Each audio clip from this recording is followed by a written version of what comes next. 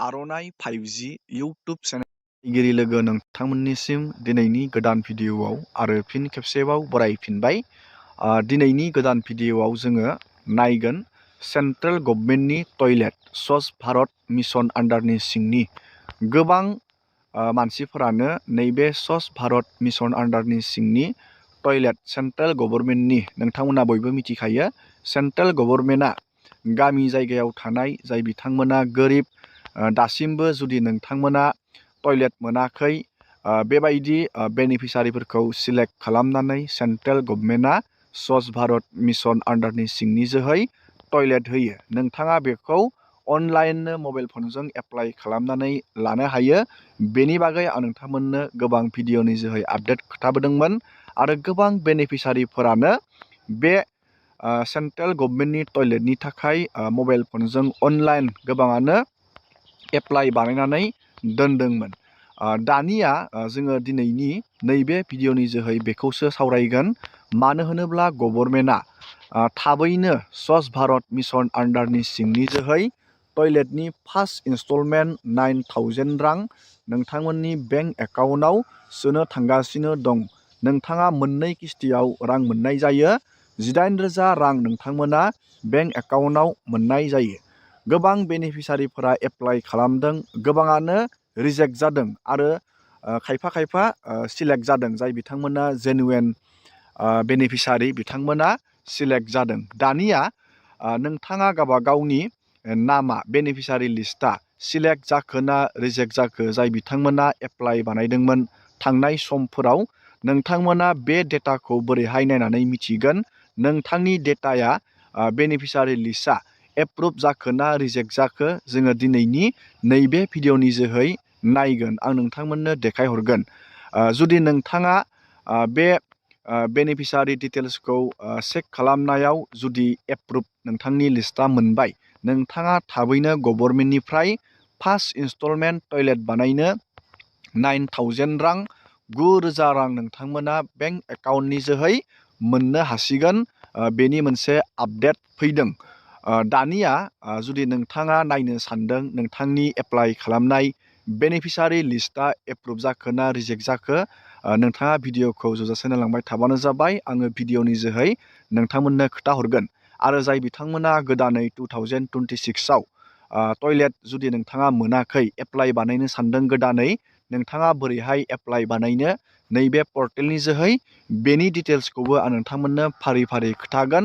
Just नोंथाङा interested बा भिडिअखौ जोबजासे नायलांबाय थाबानो जाबाय। आरो बेफोरबायदिनो गोदान आपडेट डिटेल स्किम डिजिटेल खौरां जुदि नोंथाङा मिथिबाय थानो सानदों, जुदि चेनेलाव गोदान फैदों चेनेलखौ साबस्क्राइब खालामबानो जाबाय। दानिया आं नोंथांमोननो खोथानि नोंथाङा टयलेटनि एप्लाइ खालामनाय डेटाखौ रिजेक्ट जाखो ना एप्रुभ जाखो बेखौ बोरै नायनो, आरो जाय बिथांमोना गोदान बानायनो सानदों बेनि आपडेटखौबो आं नोंथांमोननो फोरमायनानै खोन्थाहरगोन।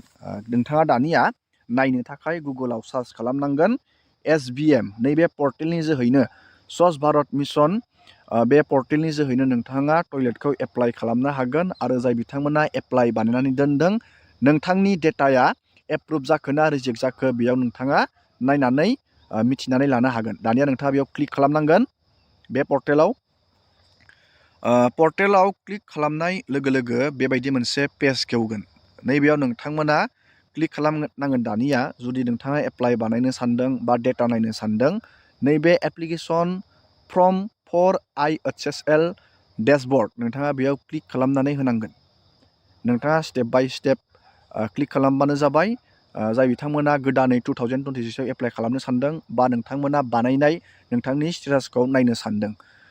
दानिया जाय बिथांमोना गोदानै एप्लाइ बानायनो सानदों नोंथांमोना नैबे सिटिजेन रेजिस्ट्रेसन नोंथाङा बेयाव क्लिक खालामग्रोनानै नोंथाङा गावबा गावनि मबाइल नाम्बारखौ रेजिस्टार खालामनानै लाग्रोनांगोन। नैबेयाव नोंथाङा गावबा गावनि मबाइल नाम्बारखौ होनांगोन। नैबेयाव बिनि उनाव गेट OTP क्लिक खालामनांगोन। बेनि उनाव नोंथाङा OTPखौ बहायनानै नैबेयाव लगिनाव क्लिक खालामनानै नोंथाङा मोननैसो डिटेल्स बहायनांगोन। नोंथांनि डिटेल्स जायगानि डिटेल्सखौ नोंथाङा बहायनानै नोंथांनि नामखौ बहायनानै नोंथाङा गावबा गावनि मबाइल नाम्बारखौ रेजिस्टार खालामनानै लानो हागोन। बेनो नोंथांनि लगइन ID जागोन। दानिया नोंथाङा बेखौ बानायखांनानै जाय बिथांमोना गोदान बानायनो सानदों बेनि उनाव नोंथाङा नैबे लगइन अपसनाव क्लिक खालामनानै होनांगोन। जाय बिथांमोना गोदान बानायनो सानदों दानिया नोंथांमोना नैबेयाव बहायनांगोन नोंथांनि बे रेजिस्टार खालामनाय मबाइल नाम्बारखौ बहायनांगोन। बेनि उनाव गेट OTP आव क्लिक खालामनानै नोंथांमोना OTP नोंथांनि रेजिस्टार मबाइल नाम्बाराव फैगोन। बेनि उनाव नैबेयाव OTP खौ बहायनांगोन आरो नैबे केपसाखौ बहायनानै नोंथाङा नैबेयाव साइन इनआव क्लिक खालामनो नांगोन। जाय बिथांमोना अलरेडि एप्लाइ खालामखांबाय, नोंथाङा जुदि नोंथांनि डेटाखौ रिजेक्ट जाखो ना एप्रुभ जाखो नायनो सानदों, नोंथांमोनाबो बेबायदि प्रसेसखौ बानायनांगोन। बेनि उनाव नैबे साइन इन अपसनाव क्लिक खालामनानै होनांगोन। आं बेयाव मोननैबो प्रसेसखौ नोंथांमोननो खोन्थाहरगोन। गोदान बानायनाय आरो जाय बिथांमोना बानायनानै दोनखादों, नोंथांनि डेटाया एप्रुभ जाखो ना रिजेक्ट जाखो आङो बेखौ नोंथांमोननो खोन्थाहरगोन। दानिया आङो बेयाव गासैबो डिटेल्सखौ बहायनानै नोंथांमोननो नेक्स्ट स्टेपखौ आं नोंथांमोननो खोन्थाहरनि। दानिया नोंथाङा साइन इनआव क्लिक खालामनाय लोगो लोगोनो नोंथाङा रेजिस्टार खालामनाय समाव जि डिटेल्स बहायदोंमोन नैबेयाव नुनो मोनगोन नोंथांनि नाम, मबाइल नाम्बार, नोंथांनि एड्रेस। दानिया नोंथाङा नैबे थ्रि डटआव क्लिक खालामनांगोन। नैबे खनायाव नोंथाङा मोनसे थ्रि डट नुनो मोनदों। नैबे बक्सआव नोंथाङा क्लिक खालामनो नांगोन। आं दानिया बेयाव क्लिक खालामनि। दानिया बेयाव क्लिक खालामनानै नोंथाङा जुदि गोदानै एप्लाइ बानायनो सानदों, नैबे निउ एप्लिकेसनाव क्लिक खालामनो नांगोन। आरो जाय बिथांमोना अलरेडि नोंथांनि बानायनाय जुदि डेटाखौ नायनो सानदों, नैबे भिउ एप्लिकेसनाव क्लिक खालामनो नांगोन। आङो गिबियावनो नैबे भिउ एप्लिकेसनाव क्लिक खालामनानै जाय बिथांमोना आगोलावनो एप्लाइ बानायनानै दोनदोंमोन, नोंथांनि डेटाया एप्रुभ जाखो ना रिजेक्ट जाखो नोंथाङा बेयावनो नायनानै मिथिगोन। आङो बे प्रसेसखौ नोंथांमोननो क्लिक खालामनानै देखायनि। मानो होनोब्ला आंबो बेयाव एप्लाइ खालामदोंमोन आरो गोबां मानसिफोरनिखौ एप्लाइ खालामनानै दोनदोंमोन। बेनि हिसाबै आं नोंथांमोननो देखायहरनि डेटाखौ रिजेक्ट जाखो ना एप्रुभ जाखो। नोंथाङाबो बेबायदिनो जुदि एप्लाइ बानायदोंब्ला चेक खालामनानै नायनो हागोन। आं दानिया नैबे बानायनाय आंनि टयलेट बानायनायनि डेटाखौ एप्रुभ जाखो ना रिजेक्ट जाखो, गभर्नमेन्टआ एप्रुभ बानायखो ना रिजेक्ट बानायखो, बेनि आपडेटखौ आं नोंथांमोननो देखायहरग्रोनि नैबे भिउ एप्लिकेसनाव क्लिक खालामनानै। दानिया आङो बे भिउ एप्लिकेसनाव क्लिक खालामनाय लोगो लोगोनो नोंथाङा नैबेयाव नुनो मोनगोन गावबा गावनि स्टेटासखौ। एप्लिकेसन नं, एप्लिकेसन बानायनायनि बेयाव नंखौ नुनो मोनगोन आरो माब्ला बानायनाय नैबेयाव नोंथांमोना नुनो मोनगोन। आं बेखौ 2023 आवनो एप्लाइ बानायदोंमोन, नाथाय दासिमबो राङा हाबाखै। मानो होनोब्ला नोंथांमोना नैबेयाव स्टेटासखौ नुनो मोनदों।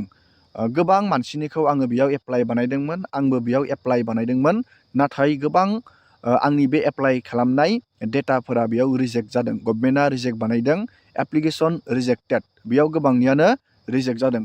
मोनफ्रोमबो नैबेयाव नोंथांमोना नुनो मोनदों गासैनियाबो रिजेक्ट जादों। नाथाय खायसेनिया एप्रुभ जादों। जेनुवेन बेनिफिसारिफोरनिया जाय बिथांमोना मोनाखै बिथांमोननिया एप्रुभ जादों। दानिया ट्रेक स्टेटासाव नोंथाङा क्लिक खालामनाय लोगो लोगोनो नैबेयाव अलरेडि एग्जिट बेबायदि खोथैदों, बेयाव रिजेक्ट जादों। गोबांनियानो बेबायदि रिजेक्ट जादों आरो खायसेनिया एप्रुभ जादों।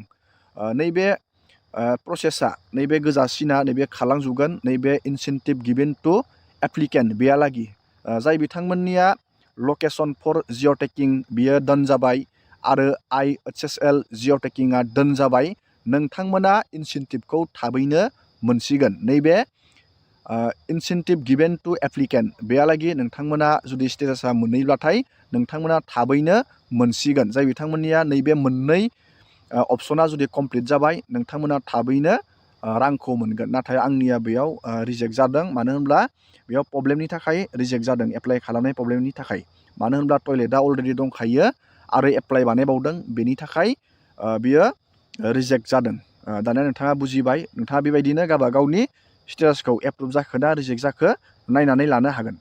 दानिया नोंथाङा एप्लाइ बानायनो थाखाय नैबे थ्रि डटआव क्लिक खालामनांगोन। बेनि उनाव नोंथाङा नैबे निउ एप्लिकेसनाव क्लिक खालामनानै नोंथाङा बेयाव गोदान जुदि नोंथाङा एप्लाइ बानायनो सानदों, नोंथाङा बेयाव एप्लाइ खालामनानै लानो हागोन। नैबेयाव नोंथाङा गावबा गावनि स्टेट, डिस्ट्रिक्ट, ब्लक बेबायदि नोंथाङा सिलेक्ट खालामनांगोन। गोबां इजि प्रसेस। नैबेयाव नोंथांनि आधार नाम्बार, बेयाव नोंथाङा नोंथांनि नाम बेबायदि बहायनानै स्टेप बाय स्टेप जोबोर इजि प्रसेस बियो। बेयाव नोंथाङा एप्लाइ खालामनानै लानो हागोन। आं नोंथांमोननो नेक्स्ट भिडिअआव बेनि फुल एप्लाइनि भिडिअखौ देखायबावगोन। मानो होनब्ला भिडिअआ गोलाव जाबाय। दिनैनि भिडिअखौ आङो बेखिनियावनो फोजोबबाय। जुदि नोंथाङा भिडिअखौ नायनानै मोजां मोनदों, नोंथांमोना लाइक खालामबानो जाबाय। जास्ट नोंथांमोना एप्लाइ खालामनो थाखाय नैबे पर्टेलाव हाबनानै नोंथाङा गावबा गावनि डिटेल्सखौ बहायनांगोन, नैबेयाव बेंक एकाउन्टनि डिटेल्सखौ बहायनांगोन। जोबोर इजि प्रसेस बियो। आं बेखौ नोंथांमोननो नेक्स्ट भिडिअ'आव लाबोबाय दं।